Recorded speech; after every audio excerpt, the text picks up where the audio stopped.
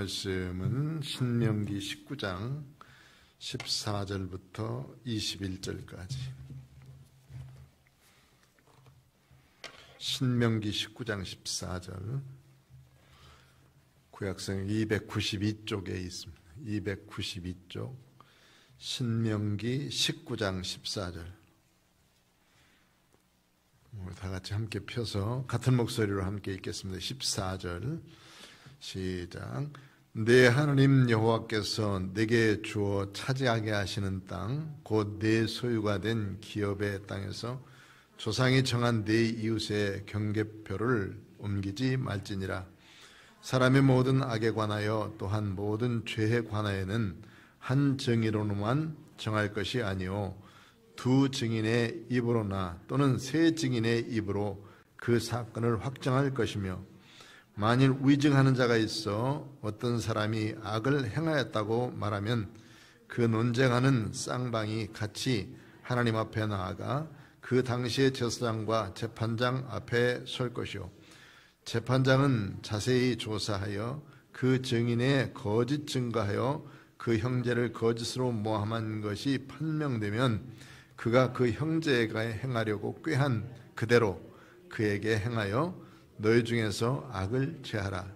그리하면 그 남은 자들이 듣고 두려워하여 다시는 그런 악을 너희 중에서 행하지 아니하리라. 내 눈이 긍휼히 여기지 말라. 생명에는 생명으로, 눈에는 눈으로, 이에는 이로, 손에는 손으로, 발에는 발로니라. 아멘. 오늘 함께 나눌 하나님의 말씀은 증인이다 하는 말씀이에요. 증인. 증인이라고 하는 말은 히브리어 헬라어로는 이제 마르투스라고 하는 말인데요. 마르투스. 이 마르투스라고 하는 말은 무슨 말이냐면 그 순교자다 하는 뜻과 같아요. 증인과 순교자는 같은 의미를 가지고 있습니다. 그 일을 위해서 내가 말하다가 죽겠다. 그 말은 옳다 하는 것을 이야기하기 위해서 그 말은 내가 하는데 내가 죽음과 바꿀 수 있어, 내 생명과 바꿀 수 있어, 이렇게 얘기하는 말이 증인입니다. 성경에는 증인에 대해서 몇 군데 나오게 되는데 불의한 증인들이 많았죠. 제일 불의한 재판이 예수님이 받은 재판이에요. 가야바 법정에서, 안나스 법정에서, 그리고 빌라도 법정에서 받은 그 재판이 제일 불의한 재판이었습니다. 예수님에 대해서 치는 자들이 여러모로 많이 치면서 이야기하게 되지만 빌라도는 뭐라고 그랬습니까? 이분에게서는 내가 사형을 시킬 만한 어떤 죄 몫을 발견하지 못했다라고 얘기하는데도 불구하고 십자가에 못 박으라고 소리 지릅니다. 절기에 따라서 한 사람 죄인을 놔주는 그런 전례가 있어서 바라바라고 하는 아주 정말 살인자요 못된 사람이 있는데 그 사람을 내놓으면 적어도 예수는 놔두라 이렇게 할 줄 알고 이 빌라도는 그 바라바를 내놓았지만은 바라바는 관계없고 예수를 십자가에 못 박으라고 소리지르는 그런 불의들이 되어서 결국은 예수님의 그 사형의 결정이 되게 되고 십자가에 처형을 당하게 되시죠.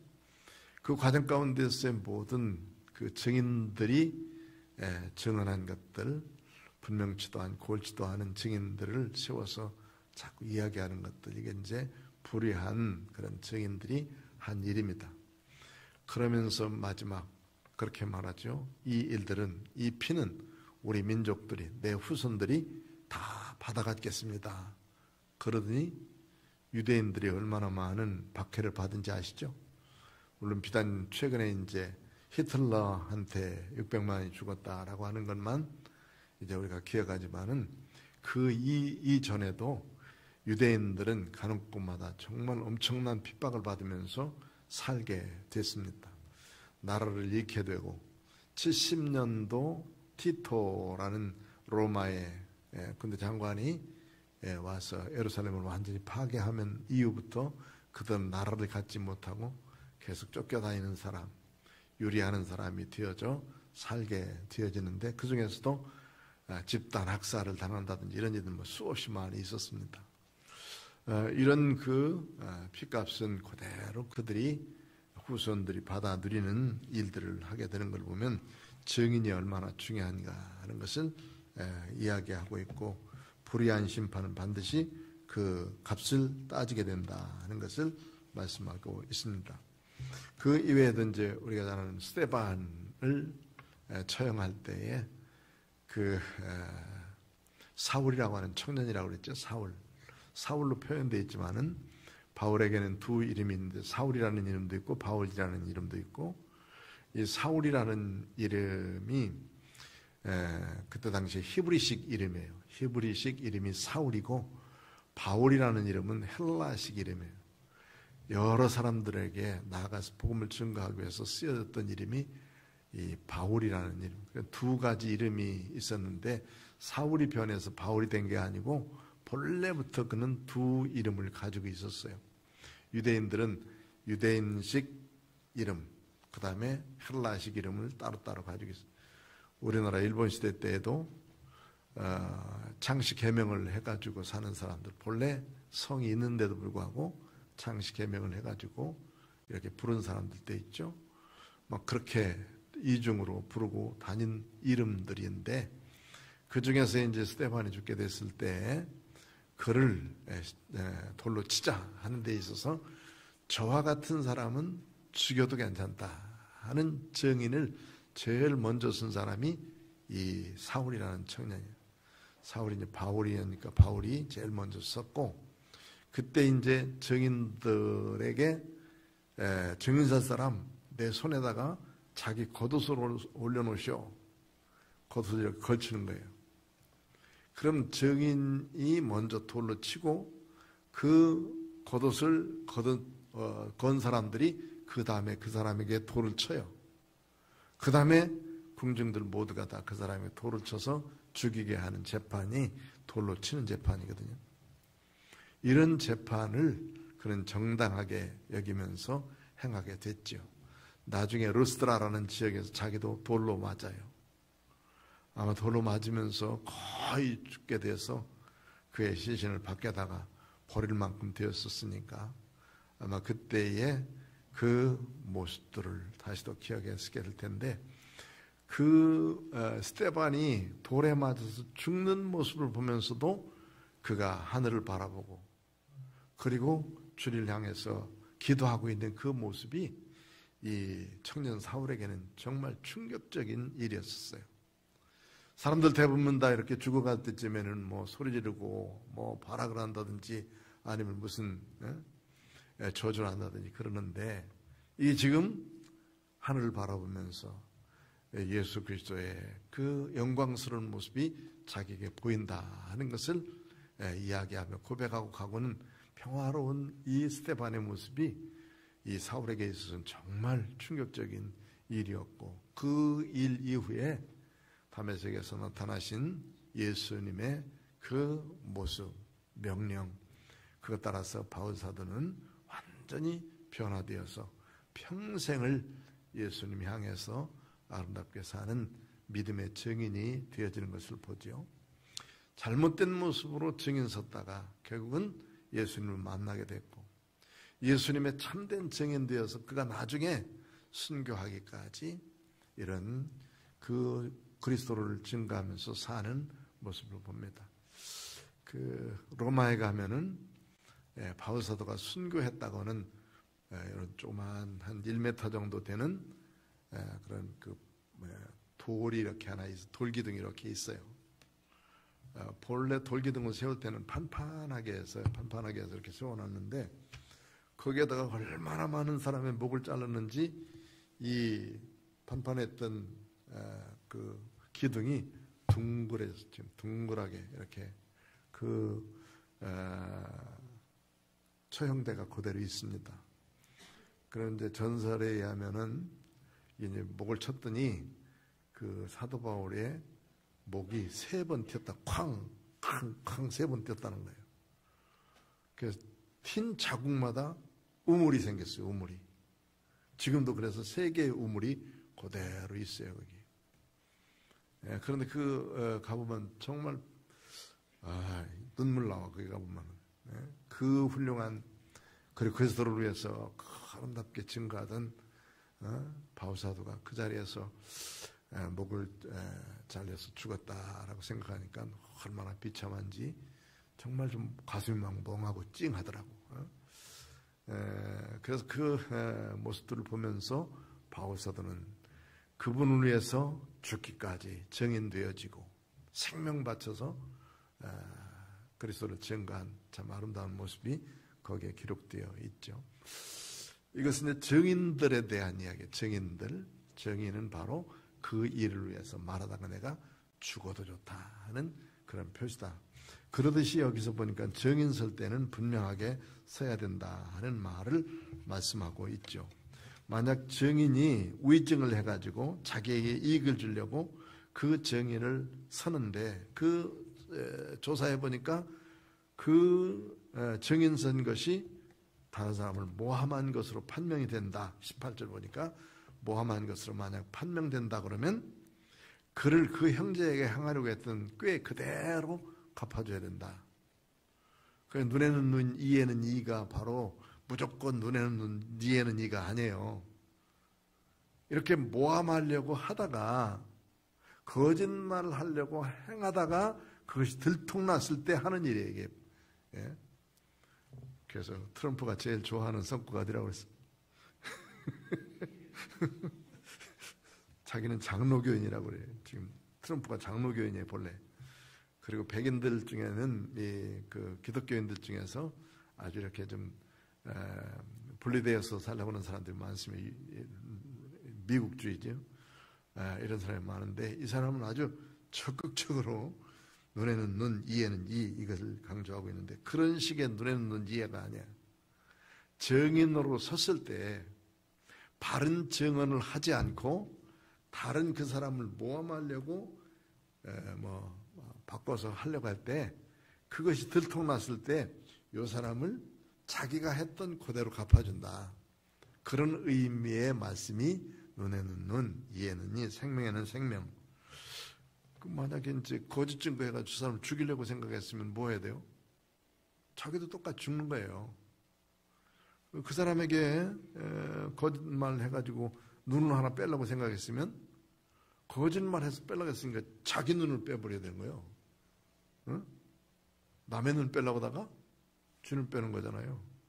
이게 무서운 거라고. 증인이 그만큼 중요하다 하는 것을 말씀하고 있는 거죠.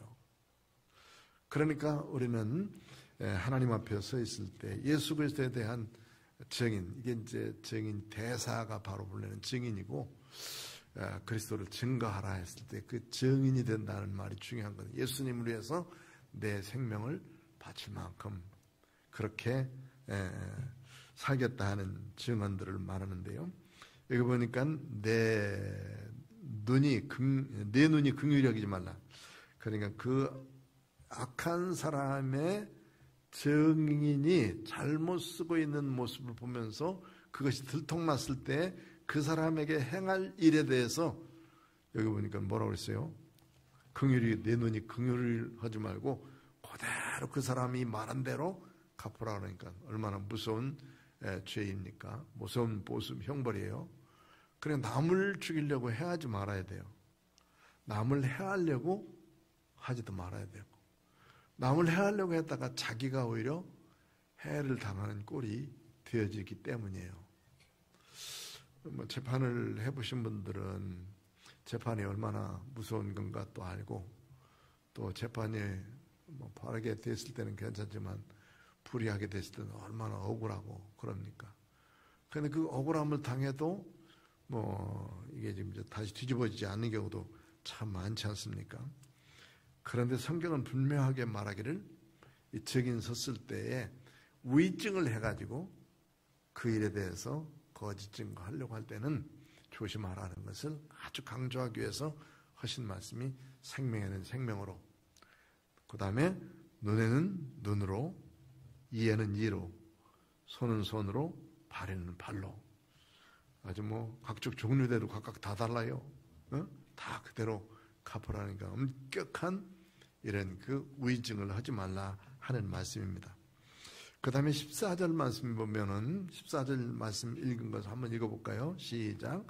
내 하나님 여호와께서 네게 주어 차지하게 하시는 땅, 곧 내 소유가 된 기업의 땅에서 조상이 정한 네 이웃의 경계표를 옮기지 말지니라. 아멘. 요거를 지계석이라 이렇게 이제 그 땅을 나누는 돌, 요거를 지계석이라고 말하는데,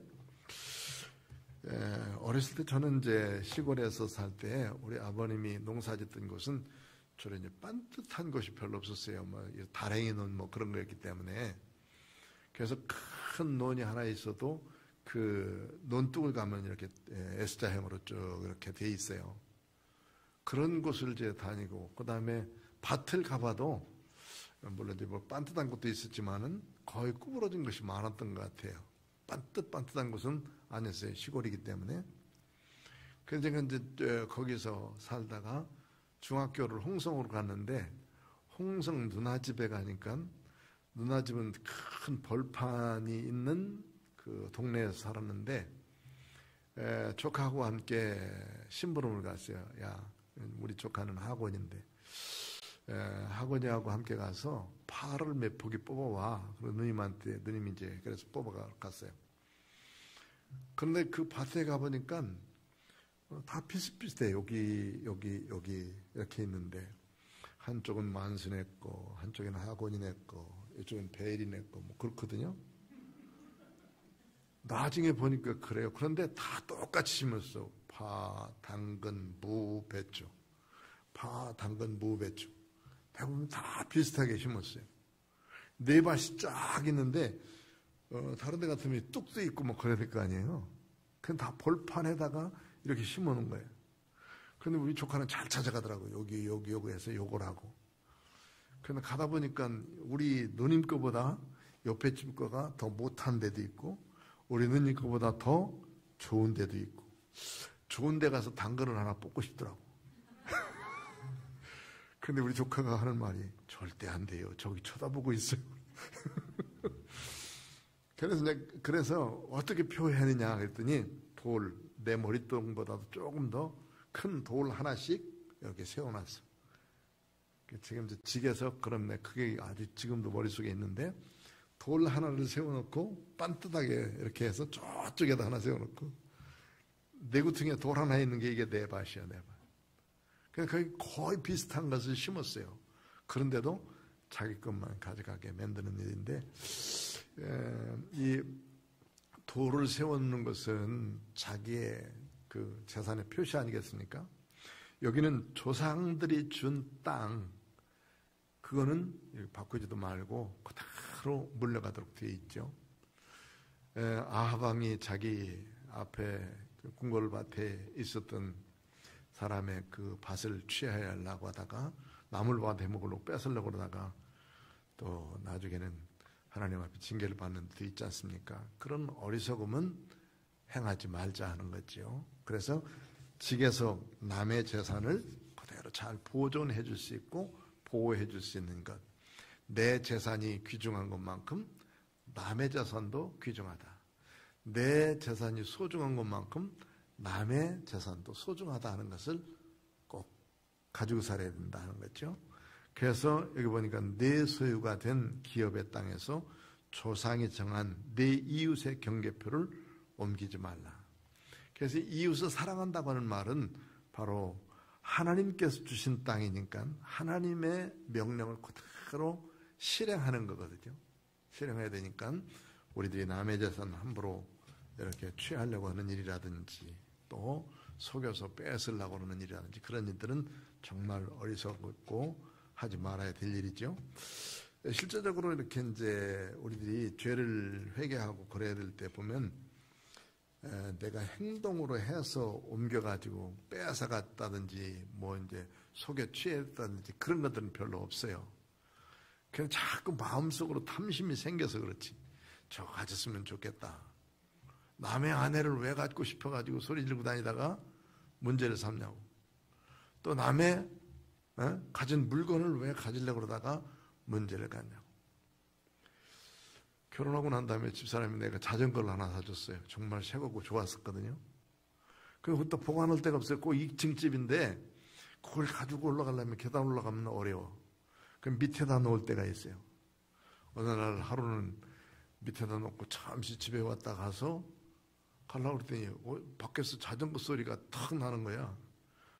내려가 봤더니 내 자전거를 가지고 누가 막 쏜살같이 도망가는 거야. 그때는 훔쳐가기도 잘한 것 같아. 그래서 막 달려서 나도 쫓아갔어요. 야, 빨리 쓰라고.